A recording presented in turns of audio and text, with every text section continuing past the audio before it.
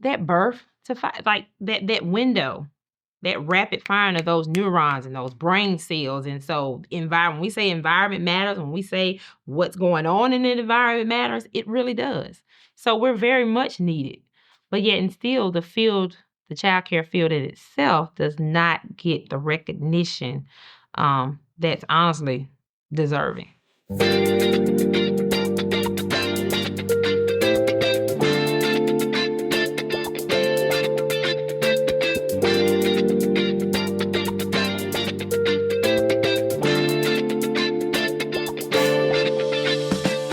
Welcome to Waging Love, a podcast exploring early care and education, told through conversation, grounded in research.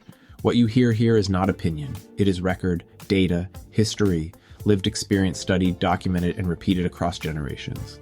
These stories are not exceptions. They are patterns. I'm Tim Harper, and this is Waging Love.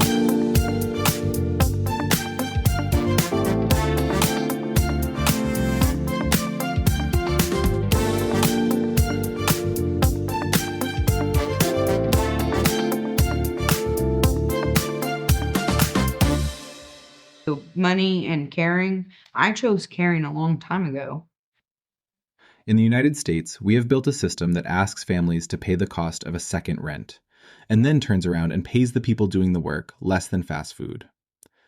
That is not a glitch. That is design. Early care and education, what we call childcare, preschool, pre-K, Head Start, family childcare, sits under nearly every part of the economy.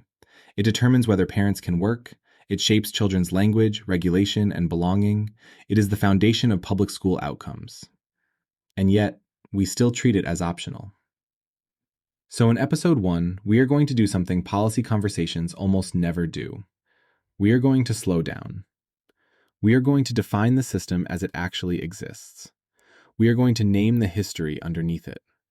We are going to trace how care became a market instead of a public good.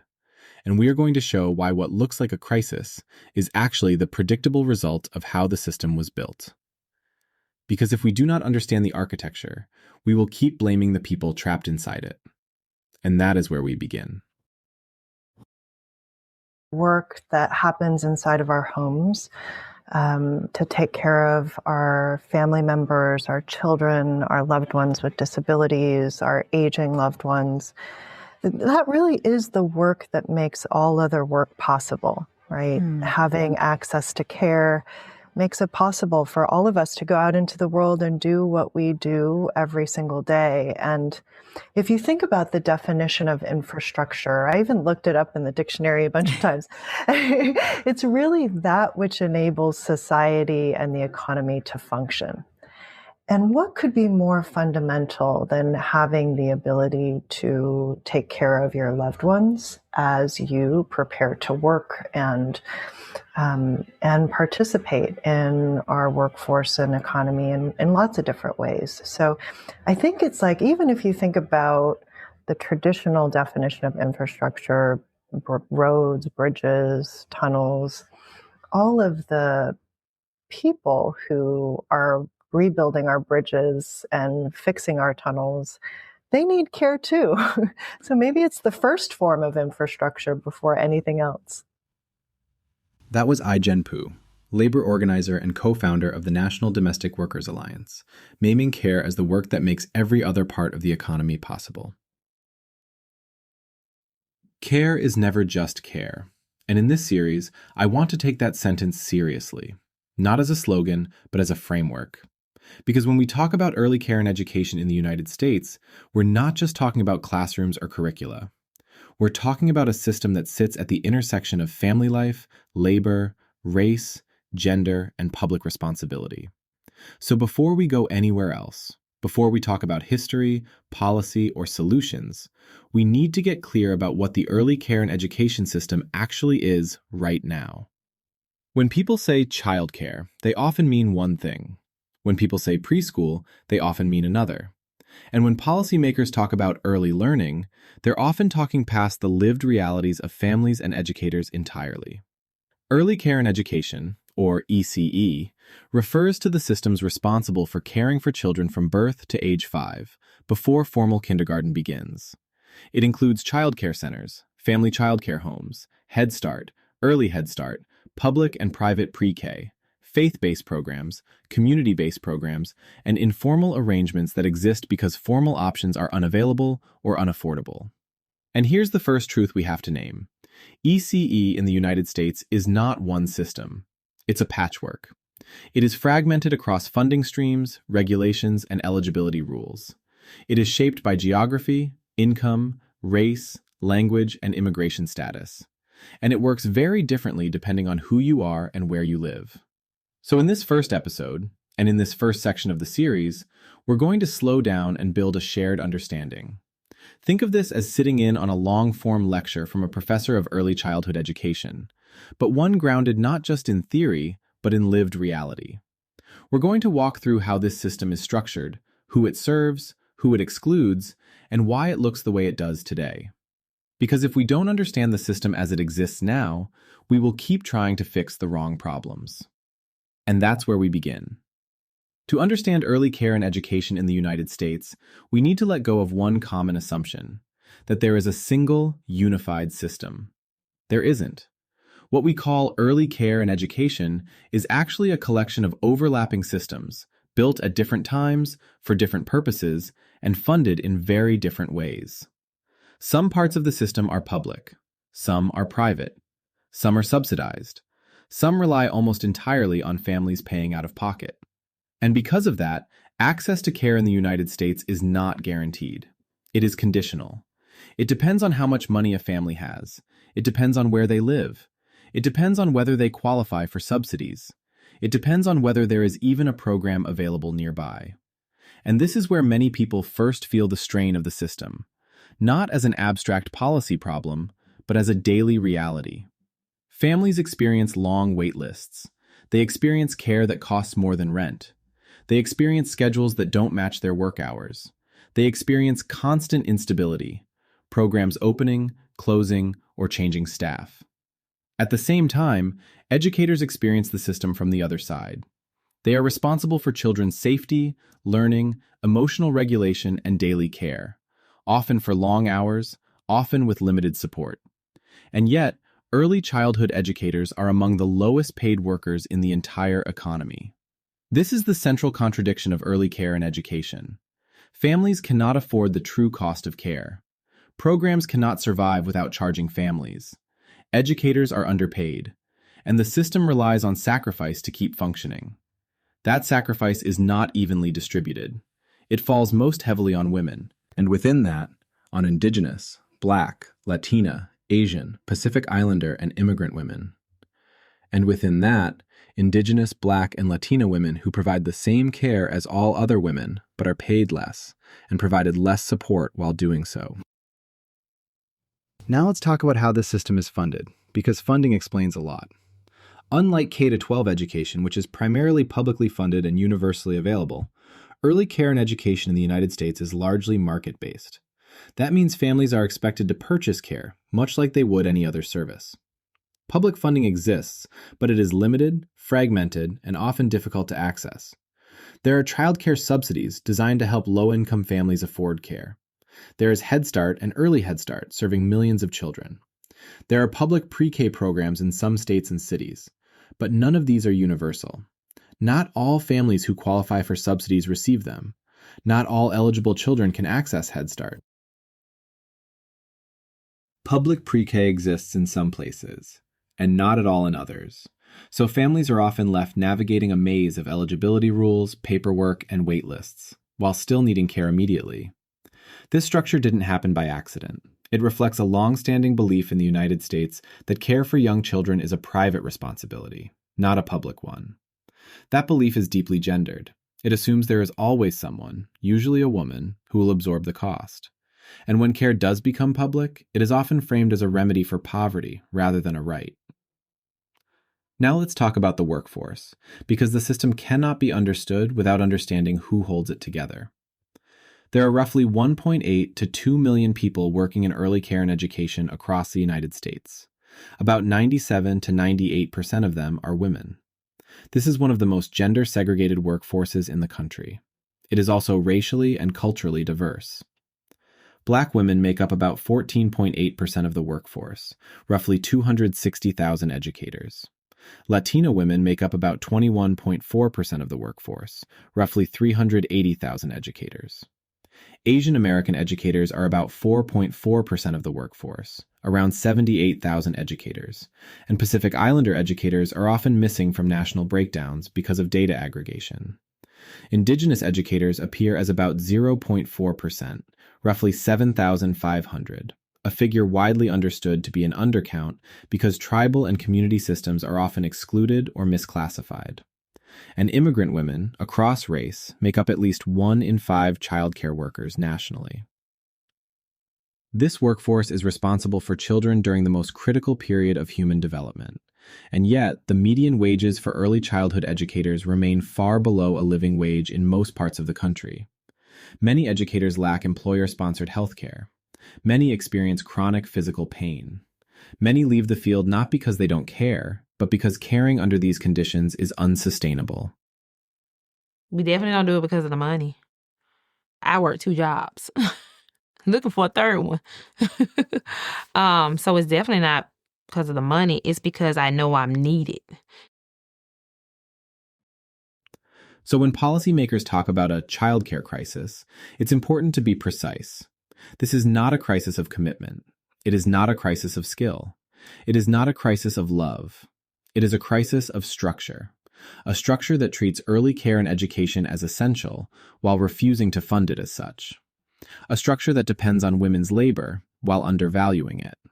A structure that speaks constantly about children while ignoring the conditions of the people who care for them. And this is where history begins to matter. Because the way early care and education is structured today did not emerge overnight. It was shaped by colonization, by slavery, by gendered labor norms, by racial hierarchy, by policies that separated care from public responsibility. So in the next section of this episode, we're going to go back, not to romanticize the past, not to extract lessons without context, but to understand how care became contested in the first place, and how the foundations of today's system were laid long before the term early childhood education ever existed. That's where we're headed next. To understand early care and education as it exists today, we have to go back to a time before there was a system at all, before funding streams, before licensing categories, before early learning became a policy phrase. Because care did not begin as an institution, it began as a relationship. Long before the United States existed, indigenous nations across this land raised children collectively. Education was not separated from daily life. Children learned through observation, storytelling, responsibility, and participation in community. Knowledge moved through aunties, grandparents, older siblings, and elders. Teaching was embedded in language, land, ceremony, and care. Children were not prepared for productivity. They were prepared for belonging. And indigenous women were central to this work. They taught children how to live in relationship, to land, to community, to ancestors, and to future generations. This was not informal or accidental. It was structured, intentional, and accountable to the survival of the people. This matters because when colonization came, it did not just take land. It targeted these systems of care directly.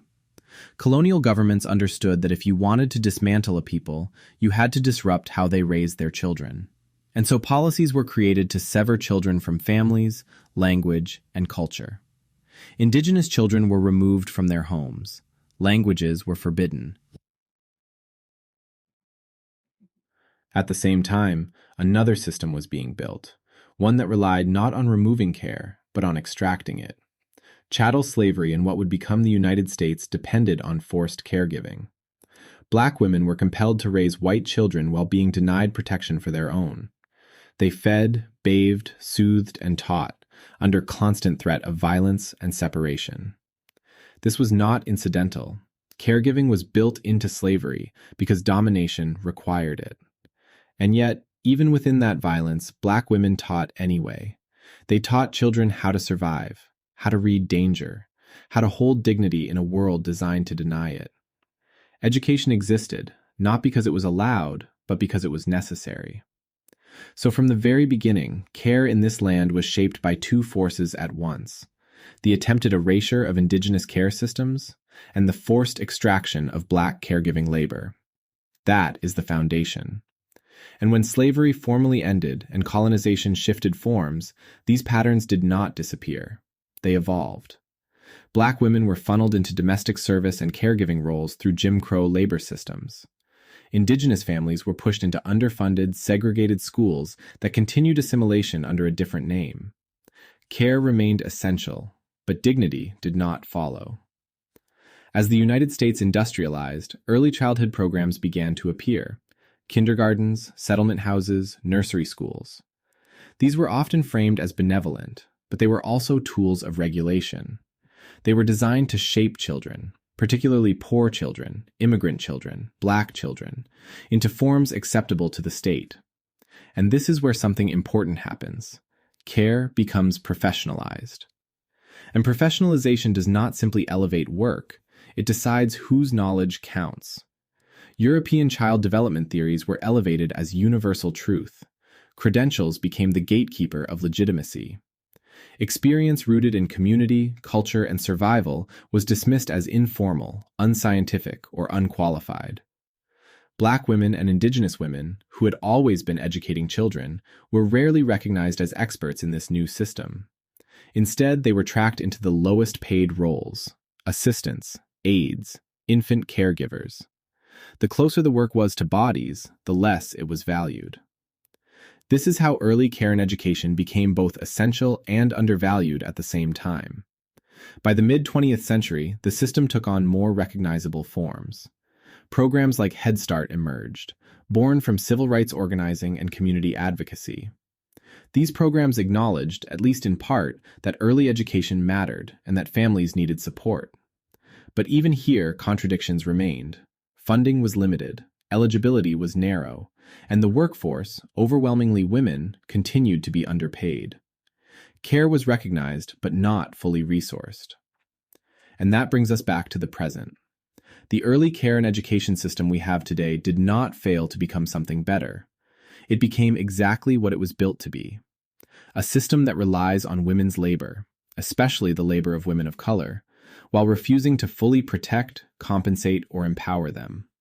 A system that speaks constantly about children, while ignoring the conditions of the people who care for them. A system that treats care as essential in rhetoric and expendable in practice. I think we both work two jobs. We absolutely do. Yes, I don't do this because it makes a lot of money. It does not. But I think again, my reward is just seeing what I've done to this, child or this classroom, whatever. Just that's my reward. I mean, no, it doesn't pay the bills, true indeed, but it becomes more annoying when I say what I do, where people are like, "Oh, you're just a glorified babysitter," and that kind of stuff. That I don't appreciate, honestly. So when we talk about fixing early care and education, we have to be careful, because this is not a story about a broken system that needs repair. It is a story about a system that was never designed to center justice. And in the episodes that follow, we're going to talk with the people who live inside this system now: educators, providers, leaders, policymakers. We're going to ask what it would take to move beyond survival and toward dignity. But before we can do that, we had to name this. Because care has always been contested. Care has always been political. And care has always been shaped by power. And now that we know that, we can begin to ask different questions. That's where this series goes next. Paying attention is a form of reciprocity with the living world. Robin Wall Kimmerer, Citizen Potawatomi Nation. Teachings are everywhere if we are willing to listen. Linda Tuhiwai Smith. Before there was an early care and education system, there was care. Care did not begin as a profession, a policy, or a field of study. It began as a relationship. Long before the United States existed, indigenous nations across this land held complex systems of child rearing and education. These were not informal arrangements. They were systems of governance, ways of transmitting knowledge, values, skills, and accountability across generations. Before European contact, historians estimate that between 5 and 15 million indigenous people lived across what is now the United States. Roughly half were women. That means millions of indigenous women, over centuries, were actively engaged in teaching, caregiving, language transmission, and community education. Children learned through observation, participation, storytelling, and responsibility. They learned by being in relationship to land, to elders, to siblings, to ancestors, and to those not yet born. Indigenous women were central to this work, not because care was women's work in a narrow or domestic sense, but because knowledge moved through kinship, and women often held responsibility for language, intergenerational teaching, and the relational scaffolding that sustained community life. They were educators. They were curriculum. They were institutions. They taught children how to live in relation, how to read land, how to listen, how to care for one another, how to belong. This was not preparation for productivity. It was preparation for continuity, and it was accountable. Teaching was not abstracted from life. Learning was not separated from daily responsibility. Knowledge was not owned by individuals. It was held in trust for the people. This matters because when colonization came, it did not only take land, it targeted these systems of care directly. Between first contact and the end of the 19th century, indigenous populations were reduced by as much as 80 to 90% through disease, warfare, forced removal, starvation policies, and the systematic destruction of social systems. This was genocide, not only of bodies, but of educational systems. Colonial governments understood that if you wanted to dismantle a people, you had to disrupt how they raised their children, how knowledge moved, how identity formed, how belonging was reproduced. Indigenous children were removed from their families. Languages were forbidden. Ceremonies were criminalized. Pedagogies rooted in land and relationship were reframed as primitive, dangerous, or unscientific. And indigenous women, as educators, as teachers, as knowledge holders, were stripped of authority over their own children. This was not an unintended consequence of schooling. It was the point. At the same time, another system of care was being built on this land, not through erasure, but through extraction. Between 1619 and 1865, approximately 12.5 million Africans were forcibly transported through the transatlantic slave trade. Of those who survived enslavement in what became the United States, historians estimate that between 2 and 2.5 million enslaved people lived here by the eve of the Civil War. Roughly half of them were women. That means over 1 million enslaved Black women across generations were compelled into systems of forced caregiving. Black women were required to raise white children while being denied protection for their own. They fed, bathed, soothed, disciplined, and taught, under constant threat of violence, sale, and family separation. This was not incidental to slavery. Caregiving was built into it. Care was enforced by law, by economics, by violence.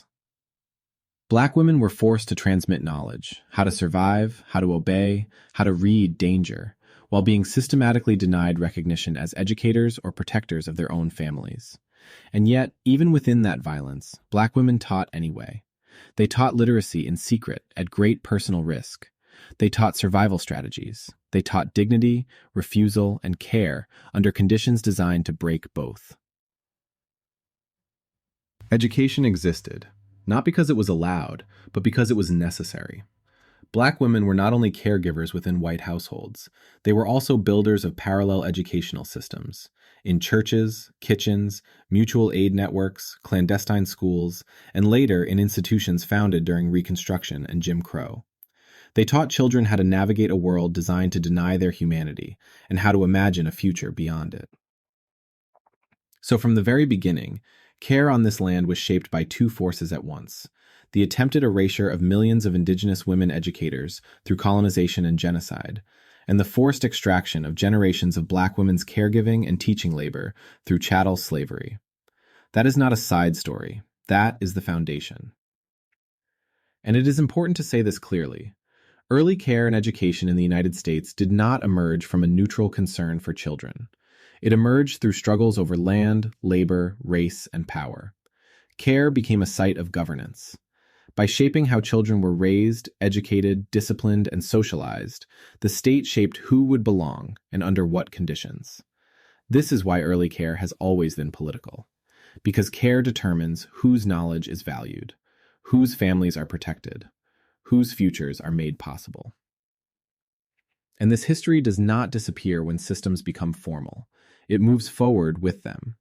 The language changes, the institutions change, the rhetoric softens, but the underlying logics, whose care counts, whose teaching is recognized, whose authority is trusted, remain. In the next section, we move forward in time, not away from what we've just named, but directly through it, because the next phase of this story is often told as progress, and that story needs to be examined carefully. Racism is still here. It's just more modernized. Right. Sexism still here. Classism, all of it is still here. Right. It just may look a little different. Now we move forward in time, not away from what we've just named, but directly through it, because the next phase of this story is often told as progress.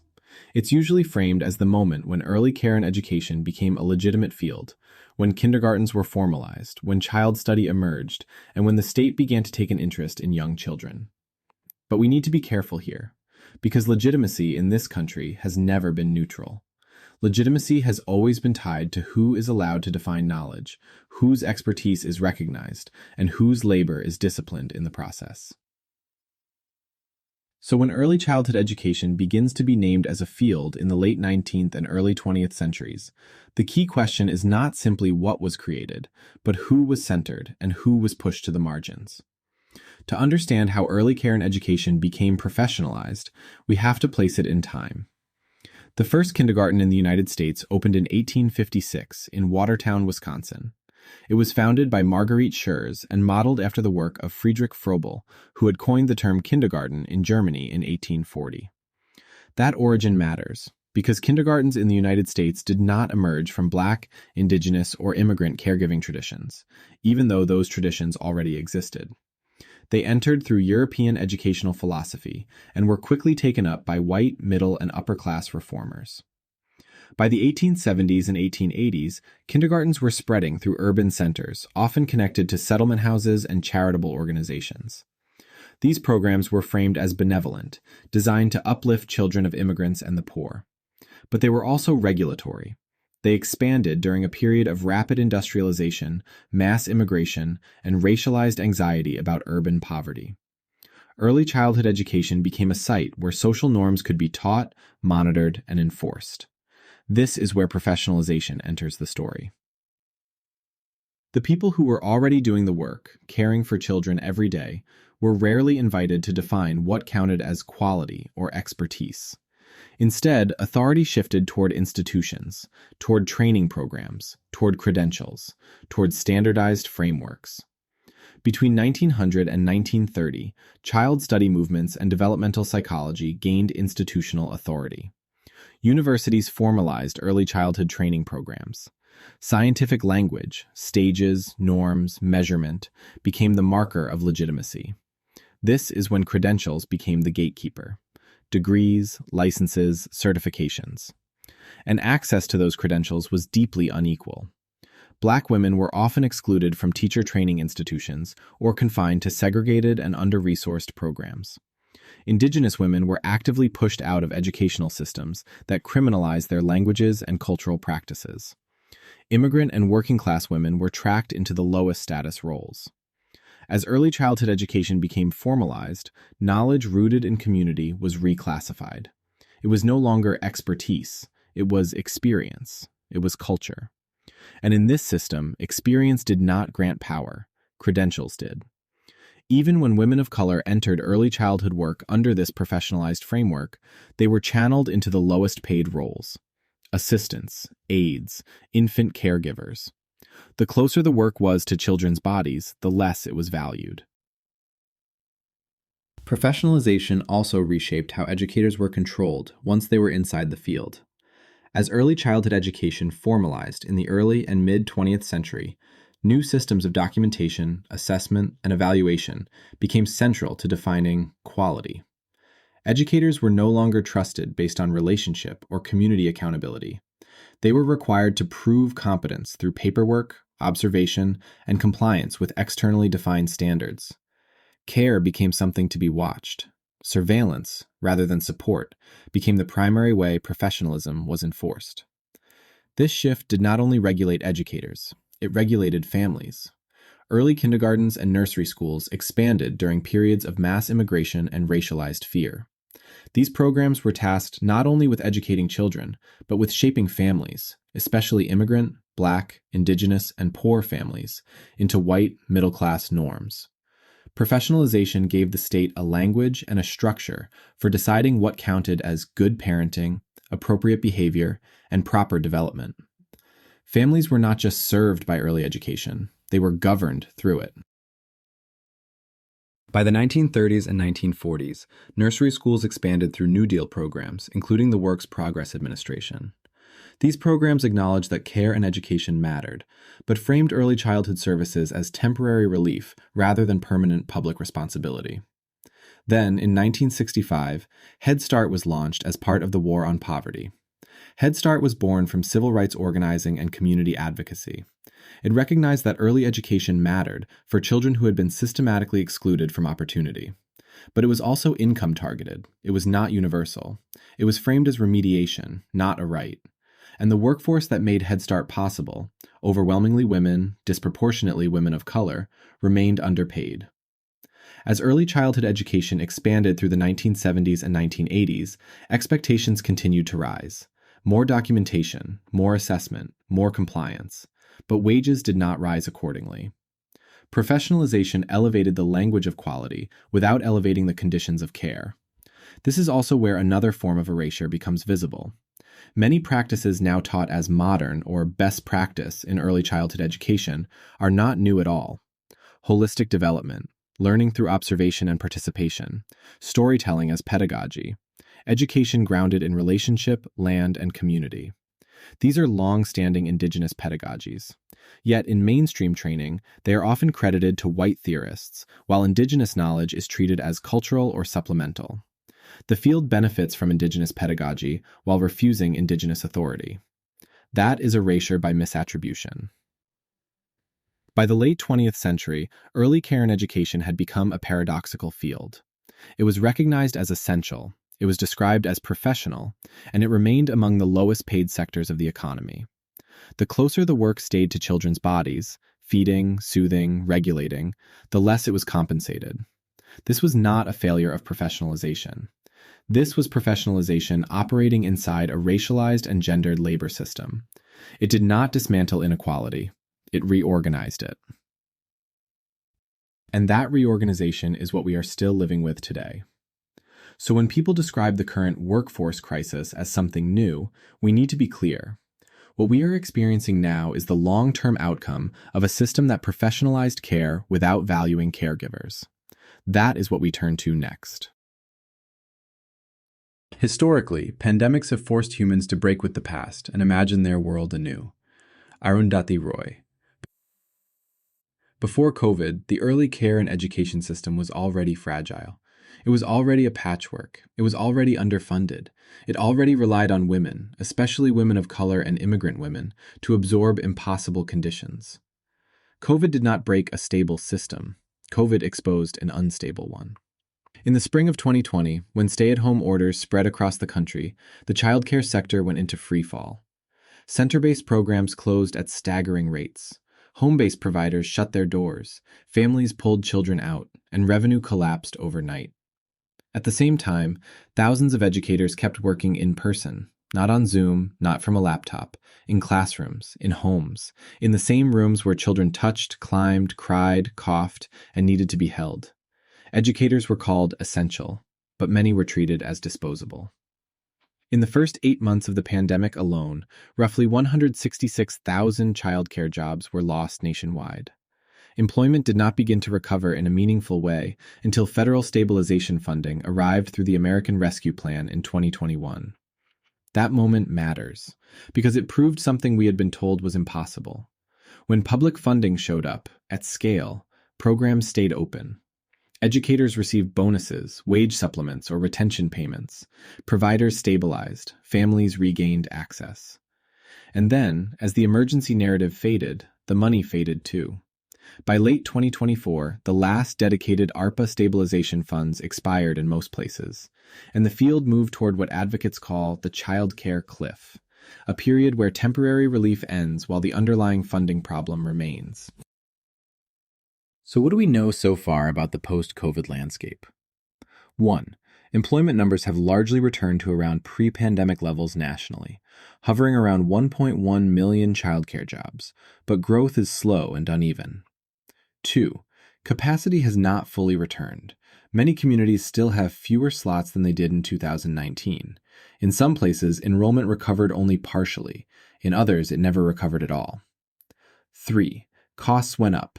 Safety protocols increased expenses. Staffing shortages pushed wages upward in some regions. Inflation hit food and supplies, and the market-based model passed those costs to families, or simply cut services when families could not pay. 4. The emotional and physical toll intensified. Educators reported higher levels of stress, anxiety, depression, and chronic pain, carrying not only children's needs, but community trauma, illness, grief, and instability. 5. The data we have now suggests that the pandemic widened inequities that were already present. Programs serving low-income communities closed at higher rates. Educators already underpaid became even more financially insecure. And the burden of keeping the system running fell most heavily on the same groups we center in Episode 2: Black women, Indigenous women, Latino women, Asian and Pacific Islander women, and immigrant women. Here is the most important point. COVID did not create the workforce crisis. It accelerated it. It took a system built on sacrifice and demanded even more sacrifice. And now, 5 years in, we are still living inside the aftershock. So when we talk about recovery, we need to be precise. Recovery for whom, at what cost, and sustained by whose bodies? That leads us directly into the structural workforce crisis, and why it is not an accident.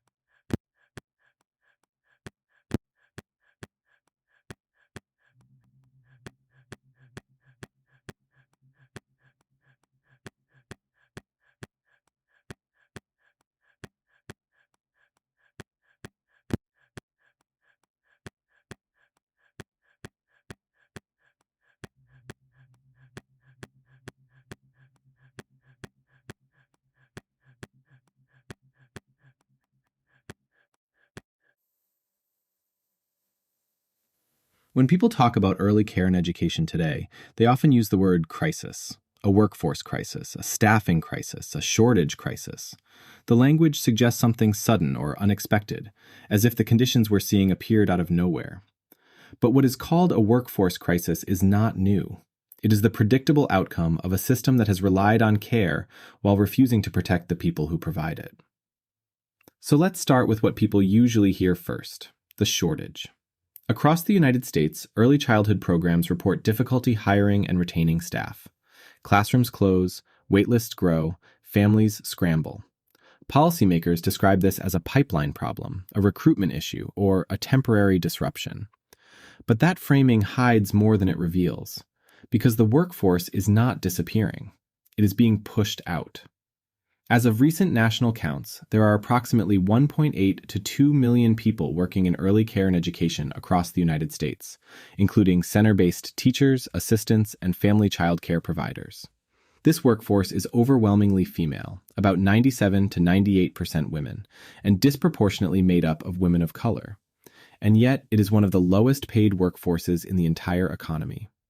The national median hourly wage for early educators is about $13.07, according to the Early Childhood Workforce Index 2024. That translates to roughly $27,000 a year for full-time work, and it still does not meet a living wage in any state. Here is the critical point. There is no state in the United States where that wage meets the living wage standard for a single adult with one child. Not one. So when we talk about a workforce crisis, we are talking about a field in which full-time work does not guarantee basic economic security.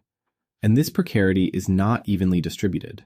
Black women in early childhood education earn, on average, between 78 cents and $1.70 less per hour than white women in comparable roles, depending on region and setting. Indigenous educators face similar disparities, often compounded by geographic isolation and chronic underfunding of programs serving Indigenous communities. This is not incidental. It reflects who the system expects to absorb precarity. Now let's talk about healthcare, because this is where the contradiction becomes impossible to ignore.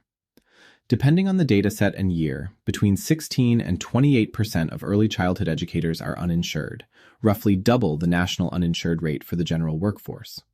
Only about 15% receive employer-sponsored health insurance.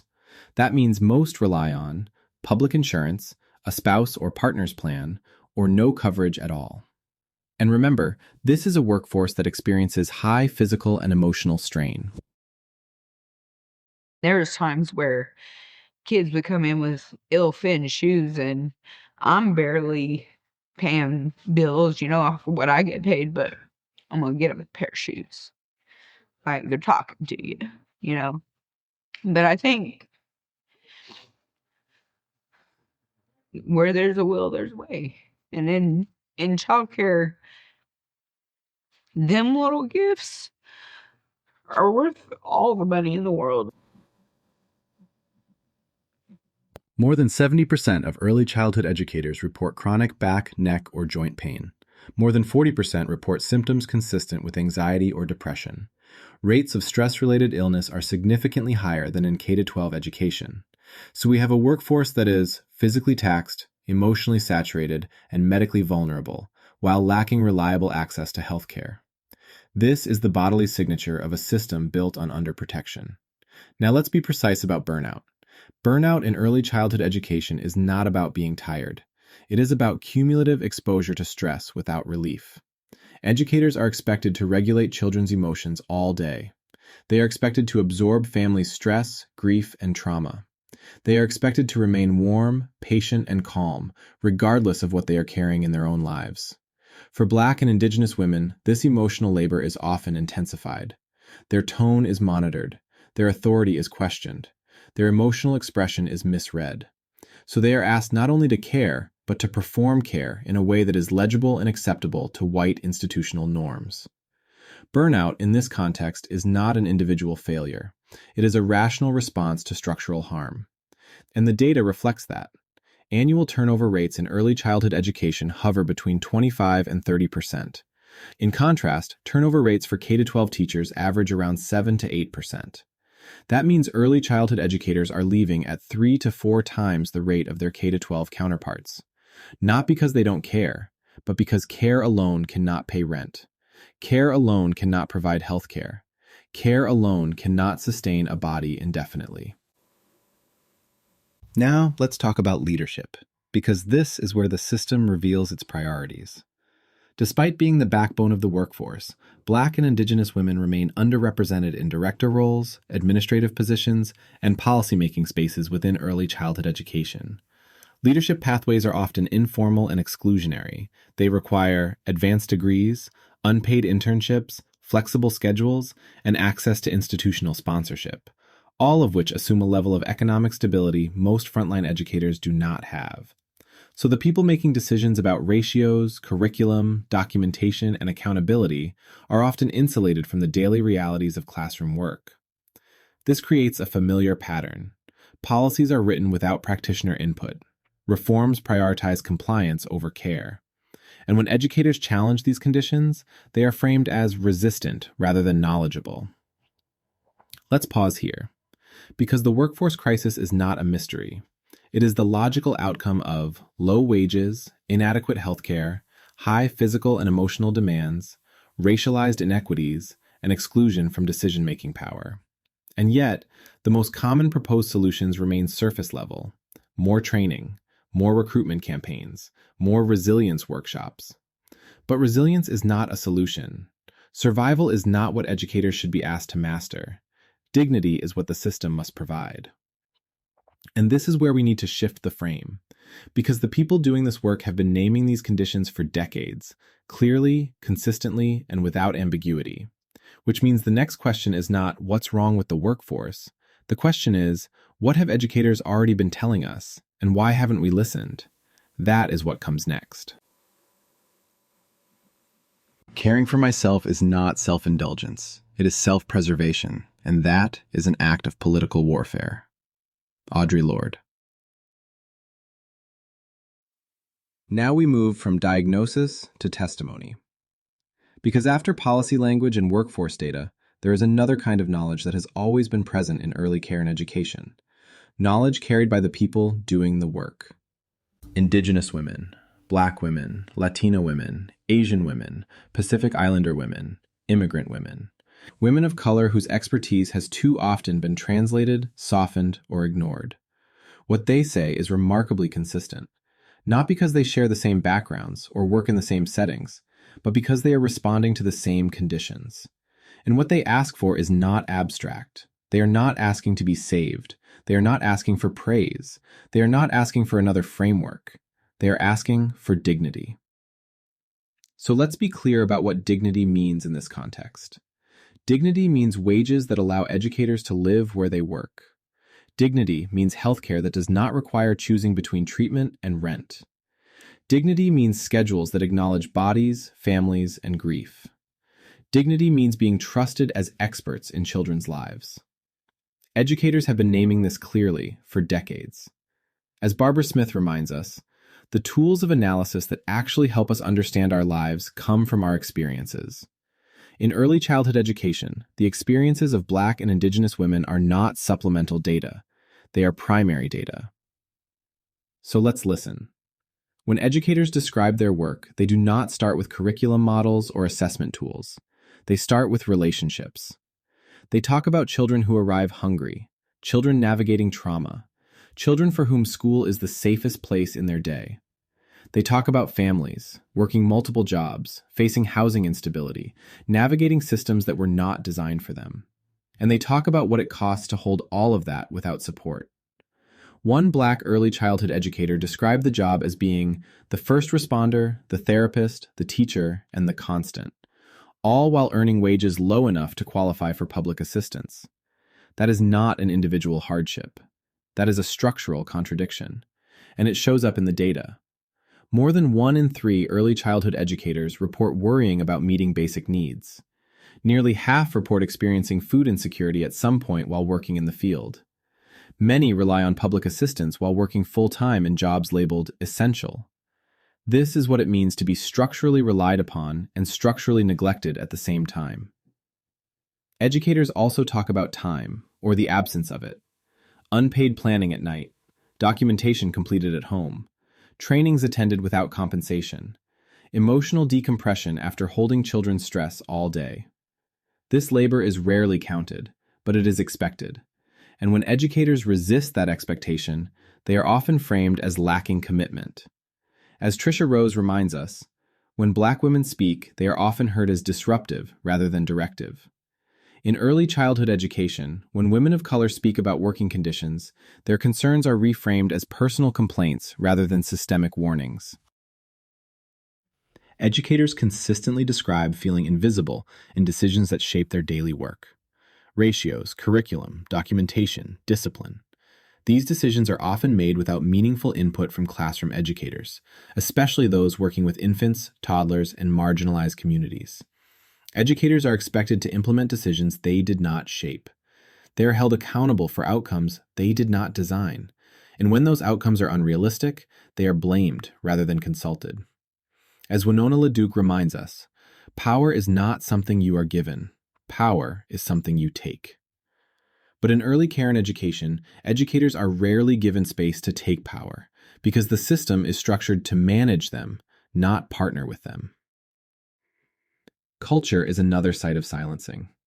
Many Black and Indigenous educators describe pressure to suppress culturally grounded practices in favor of what is labeled neutral or universal. Neutral often means white. Universal often means Western.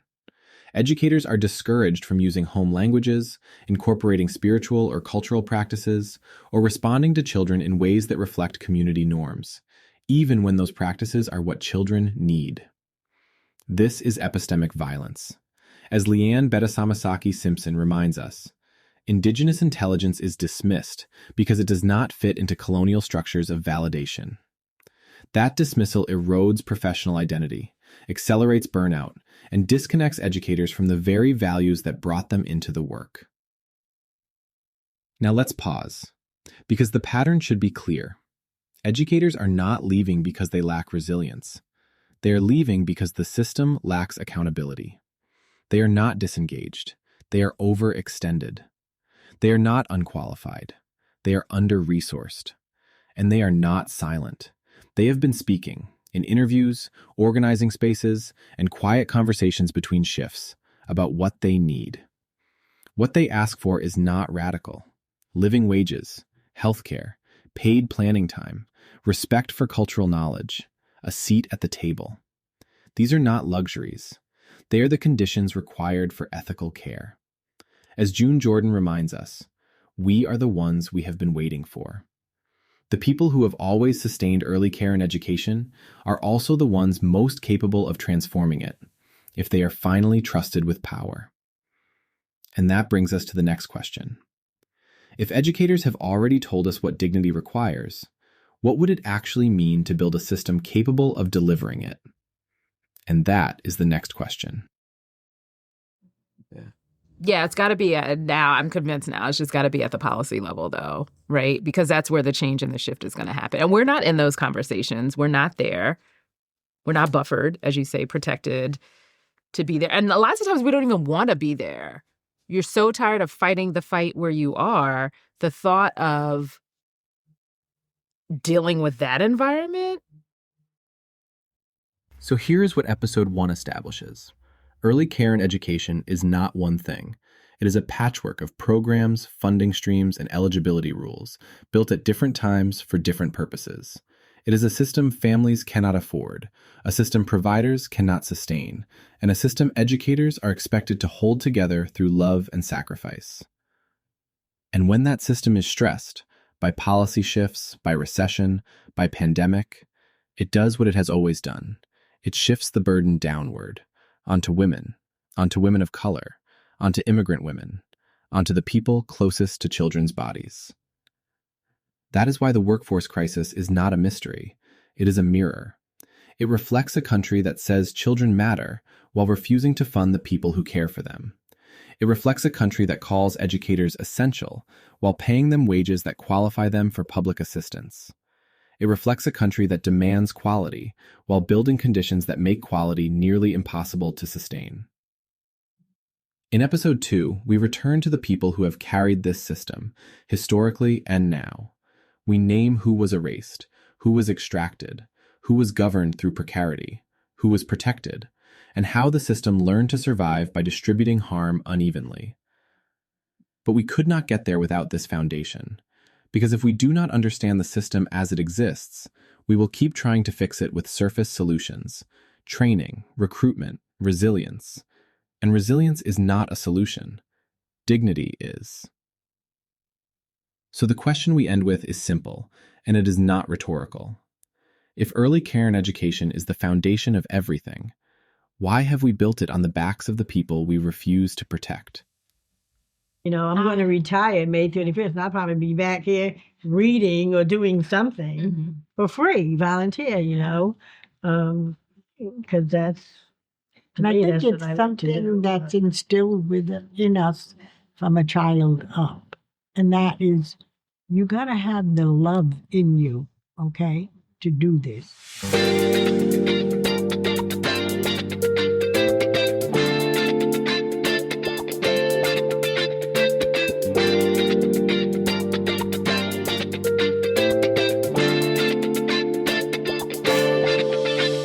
Care is not separate from justice. Justice is what love looks like in public. Until care is treated as labor, as leadership, and as power, justice remains unfinished. I'm Tim Harper, and this was Waging Love.